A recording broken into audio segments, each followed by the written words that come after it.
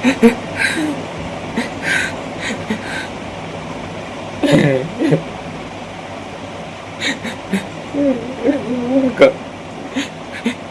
எல்லாருக்கும் வணக்கம்.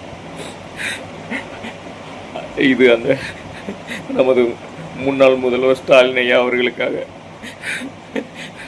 ஐயா, இந்த வருஷம் நீங்கள் வேணாங்கய்யா, முதல்வராக நீங்கள் வேணாங்கய்யா, நீங்கள் ஓய்வெடுங்கய்யா.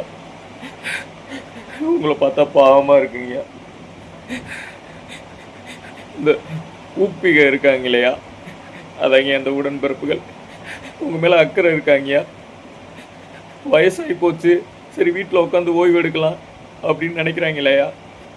அவன் அம்மா அப்பாவுக்காக உழைக்கிறாங்களே, உங்களுக்காக யாராவது சிந்திக்கிறாங்க இல்லையா. ஒருத்தனுக்கு கூட உங்கள் மேலே அக்கறையே இல்லைங்க. பாருங்கய்யா, உங்கள் மேலே அக்கறை கொண்டு நான் பேசிக்கிட்டு இருக்கேன். இப்போ கூட கீழே வந்து கமெண்ட்டில் என்னை திட்டுவாங்கய்யா. நீ உழைச்சதெல்லாம் போதுங்கய்யா.